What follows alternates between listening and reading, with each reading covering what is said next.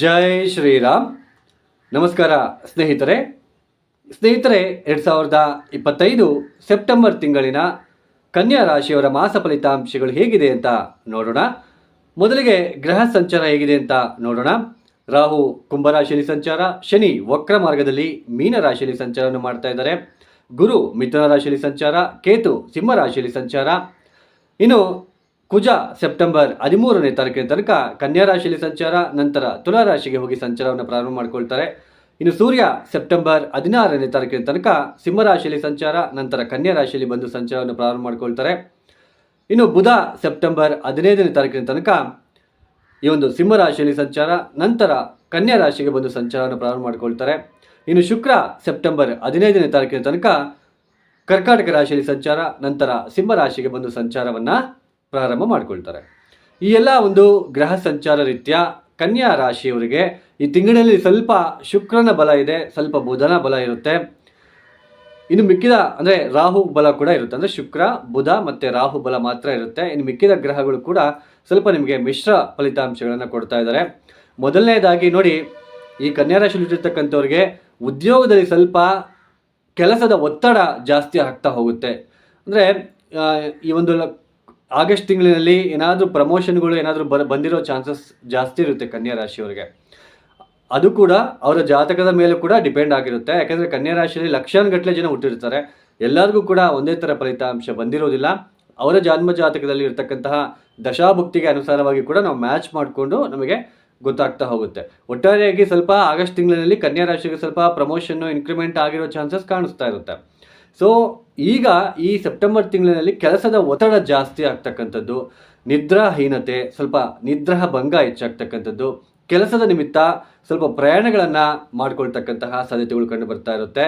ಸ್ವಲ್ಪ ಬುದ್ಧಿ ಮಂಕಾಗ್ತಕ್ಕಂಥದ್ದು, ಬುದ್ಧಿ ಭ್ರಮಣೆ, ಅಂದರೆ ಸ್ವಲ್ಪ ಬುದ್ಧಿ ಭ್ರಮಣೆ ಅಂತ ಹೇಳಿದ್ರೆ ತಪ್ಪಾಗುತ್ತೆ. ಬಟ್ ಅವರಿಗೆ ಮರುವು ಅನ್ನೋದು ಜಾಸ್ತಿ ಆಗ್ತಾ ಹೋಗುತ್ತೆ. ಸ್ವಲ್ಪ ಮರ್ತು ಹೋಗೋದು, ಬೇಗ ಏನಾದರೂ ಹೇಳಿರೋದನ್ನ ಮರ್ತೋಗ್ತಕ್ಕಂಥದ್ದು, ಈ ಥರ ಸ್ವಲ್ಪ ಸಿಚುವೇಶನ್ ಕಾಣಿಸ್ತಾ ಇರುತ್ತೆ. ಮತ್ತು ಆಮೇಲೆ ದಶಮ ಸ್ಥಾನದಲ್ಲಿ ನಮಗೆ ಕೇಂದ್ರ ಸ್ಥಾನದಲ್ಲಿ ಗುರುವಿನ ಸಂಚಾರ, ಮನೆಯಲ್ಲಿ ಸ್ವಲ್ಪ ಅಶಾಂತಿ ವಾತಾವರಣ ಇರ್ತಕ್ಕಂಥದ್ದು. ಮತ್ತು ಆಮೇಲೆ ಹಸ್ಬೆಂಡ್ ಆ್ಯಂಡ್ ವೈಫ್ ಅಂದರೆ ಗಂಡ ಹೆಂಡತಿಯ ಮಧ್ಯೆ ಸ್ವಲ್ಪ ಎಲ್ಲೋ ಒಂದು ಕಡೆ ಭಿನ್ನಾಭಿಪ್ರಾಯ, ಸ್ವಲ್ಪ ಎಲ್ಲೋ ಒಂದು ಕಡೆ ಮನಸ್ಸಿಗೆ ಕಸಿವಿಸಿ ಅಂತ ಅನ್ನಿಸ್ತಕ್ಕಂತಹ ಸಾಧ್ಯತೆಗಳು ಕೂಡ ಹೆಚ್ಚಾಗಿ ಕಂಡು ಬರ್ತಾ ಇರುತ್ತೆ ಅಂತಲೇ ಹೇಳ್ಬೋದು. ಮತ್ತು ಆಮೇಲೆ ಸ್ವಲ್ಪ ರ್ಯಾಶ್ ಆಗಿ ಮಾತನಾಡ್ತಕ್ಕಂಥದ್ದು, ಸ್ವಲ್ಪ ಊಟ ಅಂದರೆ ಕೆಲವೊಂದು ಸಲ ಊಟ ಜಾಸ್ತಿ ಮಾಡೋಣ ಅನಿಸುತ್ತೆ, ಒಂದೊಂದು ಸಲ ಊಟವೇ ಬೇಡ ಅಂತಕ್ಕಂತಹ ಒಂದು ಭಾವನೆ ಈ ತಿಂಗಳಲ್ಲಿ ನಿಮಗೆ ಬರ್ತಾ ಇರುತ್ತೆ ಅಂತಲೇ ಹೇಳ್ಬೋದು. ರೈತರಿಗೂ ಕೂಡ ಸ್ವಲ್ಪ ಶ್ರಮ ಜಾಸ್ತಿ ಆಗ್ತಕ್ಕಂಥದ್ದು, ಹಣ ಜಾಸ್ತಿ ಖರ್ಚು ಮಾಡಬೇಕಾಗಿರೋ ಪರಿಸ್ಥಿತಿ ಬರ್ತಕ್ಕಂಥದ್ದು. ಹಣಕ್ಕೆ ತೊಂದರೆ ಇರೋದಿಲ್ಲ, ಹಣ ಬರ್ತಾ ಇರುತ್ತೆ, ಆದರೆ ಖರ್ಚುಗಳು ಜಾಸ್ತಿ ಆಗ್ತಾ ಇರುತ್ತೆ. ಹೇಗೆ ಹೋಗುತ್ತೆ ಅನ್ನೋದು ನಿಮಗೆ ಗೊತ್ತಾಗೋದಿಲ್ಲ. ಸೊ ಕುಟುಂಬದಲ್ಲೂ ಕೂಡ ಸ್ವಲ್ಪ ಭಿನ್ನಾಭಿಪ್ರಾಯ, ಮನೆಯಲ್ಲಿ ಅಶಾಂತಿ ವಾತಾವರಣ, ತಾಯಿಯ ಜೊತೆ ಕಲಹ, ವಿದ್ಯಾರ್ಥಿಗಳು ಓದಿನಲ್ಲಿ ಹಿಂದೆ ಬೀಳುವ ಸಾಧ್ಯತೆಗಳು, ಈ ಥರ ಸ್ವಲ್ಪ ಸಿಚುಯೇಷನ್ ನಿಮಗೆ ಕಂಡು ಬರ್ತಾ ಇರುತ್ತೆ. ಅನಗತ್ಯ ಪ್ರಯಾಣಗಳನ್ನು ಮಾಡಬೇಕಾಗಿರುತ್ತೆ. ನೆಗೆಟಿವ್ ಥಿಂಕಿಂಗು, ಸ್ವಲ್ಪ ಕೋಪ ಜಾಸ್ತಿ ಆಗ್ತಕ್ಕಂಥದ್ದು, ಒತ್ತಡಗಳು ಜಾಸ್ತಿ ಆಗ್ತಕ್ಕಂತಹ ಸಾಧ್ಯತೆಗಳು ಕೂಡ ಹೆಚ್ಚಾಗಿ ಕಂಡು ಬರ್ತಾ ಇರುತ್ತೆ ಈ ಕನ್ಯಾ ರಾಶಿಯಲ್ಲಿ ಹುಟ್ಟಿರ್ತಕ್ಕಂಥವ್ರಿಗೆ ಅಂತಲೇ ಹೇಳಬಹುದು. ಮತ್ತು ಆಮೇಲೆ ಸ್ನೇಹಿತರೆ, ಒಂದು ಕಿವಿ ಮಾತನ್ನು ಹೇಳೋದಕ್ಕೆ ಇಷ್ಟಪಡ್ತೀನಿ. ಸಾಕಷ್ಟು ಜನ ರಾಶಿ ಫಲಿತಾಂಶ ಅಂತಂದರೆ ಜಾಸ್ತಿ ಜನ ರಾಶಿ ಮೇಲೆ ಡಿಪೆಂಡ್ ಆಗಿರ್ತಾರೆ. ಡೇಟ್ ಆಫ್ ಬರ್ತು, ಟೈಮಿಂಗ್ಸ್ ತುಂಬ ಇಂಪಾರ್ಟೆಂಟ್ ಆಗಿರುತ್ತೆ. ಸೊ ಅದರಲ್ಲಿ ಗ್ರಹಗಳು ಯಾವ ಥರ ಇದ್ದಾರೆ, ಯಾವ ನಕ್ಷತ್ರದಲ್ಲಿ ಸ್ಥಿತರ ಇದ್ದಾರೆ, ಅಷ್ಟಕವರ್ಗ ಬಿಂದುಗಳು ಎಷ್ಟು ಕೊಟ್ಟಿದ್ದಾರೆ, ಅಷ್ಟಕವರ್ಗ ಬಿಂದುಗಳು ತುಂಬ ಇಂಪಾರ್ಟೆಂಟು. ಆ ಪ್ಲಾನೆಟ್ ಸ್ಟ್ರೆಂತು ಹೇಳುತ್ತೆ. ಇವಾಗ ಈ ಕನ್ಯಾ ರಾಶಿಯಲ್ಲಿ ಹುಟ್ಟಿರ್ತಕ್ಕಂಥವ್ರಿಗೆ ಸಪ್ತಮ ಸ್ಥಾನದಲ್ಲಿ ಶನಿ ಬಂದಿದ್ದಾರೆ. ಆ ಶನಿ ಬಂದಾಗ ನಿಮ್ಮ ಜಾತಕದಲ್ಲಿ ಶನಿ ಮೀನರಾಶಿಯಲ್ಲಿ ಎಷ್ಟು ಅಷ್ಟಕವರ್ಗ ಬಿಂದುಗಳನ್ನು ಕೊಟ್ಟಿದ್ದಾರೆ ಅಂತ ನೋಡ್ಕೋಬೇಕು. ಅಂದರೆ ಒಂದೊಂದು ಗ್ರಹ ಒಂದೊಂದು ರಾಶಿಗೆ ಆ ಒಂದು ಸ್ಥಾನದ ಒಂದು ಡಿಪೆಂಡ್ಸ್ ಆನ್ ನೀವು ಹುಟ್ಟಿರ್ತಕ್ಕಂತಹ ಡೇಟ್ ಆಫ್ ಬರ್ತ್ ಟೈಮಿಂಗ್ಸ್ ಆಧಾರದ ಮೇಲೆ ಅಷ್ಟಕವರ್ಗ ಬಿಂದುಗಳು ಅಂತ ಇರುತ್ತೆ. ಅಂದರೆ ಪ್ಲಾನೆಟ್ ಸ್ಟ್ರೆಂತ್ ಅಂತ ನಾವಲ್ಲಿ ತೋರಿಸ್ತದೆ. ಅದು ಅಂದರೆ ಆ ಪ್ಲಾನೆಟ್ ಸ್ಟ್ರೆಂತ್ ಎಷ್ಟಿದೆ ಅಂತ ನಮಗೆ ಗೊತ್ತಾಗ್ತಾ ಹೋಗುತ್ತೆ. ಅದು ಒಳ್ಳೇದು ಮಾಡುತ್ತಾ, ಆ ಗ್ರಹ ದಶಭುಕ್ತಿ ಒಳ್ಳೇದಾಗುತ್ತಾ ಅಥವಾ ಸ್ವಲ್ಪ ತೊಂದರೆ ಬರ್ತಾ ಇರುತ್ತಾ, ಇದು ನಮಗೆ ಗೊತ್ತಾಗ್ತಾ ಹೋಗುತ್ತೆ. ಸೊ ಅಷ್ಟಕವರ್ಗ ಬಿಂದುಗಳು ತುಂಬ ಇಂಪಾರ್ಟೆಂಟು. ಈ ನಮಗೆ ಗೋಚಾರದಲ್ಲಿ ಈಗ ಈ ರಾಶಿಯವರಿಗೆ ಗುರುಬಲ ಇದೆ ಅಂತ ನಾವು ಹೇಳ್ತೀವಿ. ಆದರೂ ಕೂಡ ಗುರುಬಲ ಇದ್ದರೂ ಕೂಡ ನಮ್ಗೆ ಒಳ್ಳೇದಾಗ್ತಿಲ್ಲ ಅಂತಂದು ಕೆಲವರು ಅಂದ್ಕೊತಾ ಇರ್ತಾರೆ. ಸೊ ಅದು ಏನಕ್ಕಪ್ಪ ಅಂತಂದರೆ, ನಿಮಗೆ ದಶಾಭುಕ್ತಿ ಚೆನ್ನಾಗಿಲ್ಲ ಅಂತಂದರೆ ಈ ಗುರುಬಲ ಇದ್ರೂ ಕೂಡ ಬೇಸಿಗೆಯಲ್ಲಿ ಮಳೆ ಬಂದಂಗೆ ಇರುತ್ತೆ ವಿನಃ ಸದಾಕಾಲ ಮಳೆ ಬರೋ ಥರ ಇರೋದಿಲ್ಲ.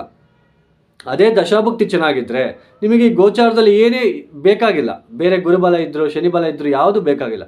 ದಶಾಭುಕ್ತಿ ಚೆನ್ನಾಗಿದ್ದರೆ ತುಂಬಾ ಚೆನ್ನಾಗಿರುತ್ತೆ.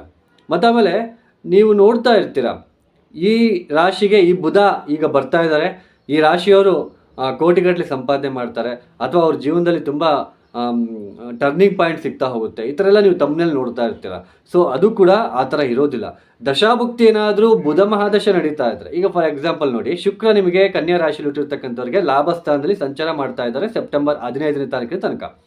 ಯಾರಿಗಾದರೂ ಶುಕ್ರ ಮಹಾದಶ ಶುಕ್ರಭುಕ್ತಿ ನಡೀತಾ ಇದ್ದರೆ ಅವ್ರಿಗೆ ಇವಾಗ ಶುಕ್ರ ಲಾಭ ಸ್ಥಾನದಲ್ಲಿ ಇದ್ದಾನಲ್ವಾ, ಸ್ವಲ್ಪ ನಿಮಗೆ ಹಣಕಾಸಿನ ವಿಚಾರದಲ್ಲಿ ಬರಬೇಕಾಗಿರೋ ಅಮೌಂಟು ಎಲ್ಲನೂ ಕೂಡ ನಿಮಗೆ ಸಮತೋಲನ ಆಗ್ತಾ ಹೋಗುತ್ತೆ.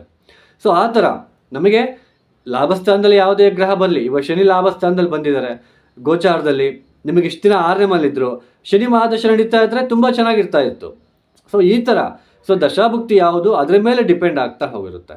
ಆಮೇಲೆ ಕೆಲವೊಂದು ನಾವು ನೋಡ್ತಾ ಇದ್ದೀವಿ, ಕೆಲವೊಂದು ವಾಹಿನಿಯಲ್ಲಿ ಇದನ್ನು ಹೇಳ್ತಕ್ಕಂತಹ ಉದ್ದೇಶ ಸಾಧಾರಣ ಪ್ರಜೆಗಳು ಕೂಡ ಜ್ಯೋತಿಷ್ಯದ ಬಗ್ಗೆ ಒಂದು ಸ್ವಲ್ಪ ಜ್ಯೋತಿಷ್ಯ ಸುಳ್ಳು ಅನ್ನೋ ಥರ ಮನಸ್ಸಲ್ಲಿ ಬರ್ತಾ ಇದೆ. ಯಾಕೆ ಅಂತಂದರೆ ಇದನ್ನು ಕೆಲವೊಬ್ಬರು ಬಿಸ್ನೆಸ್ ಆಗಿ ಒಂದು ಪರಿವರ್ತನೆ ಮಾಡ್ಕೊಳ್ತಾ ಇದ್ದಾರೆ.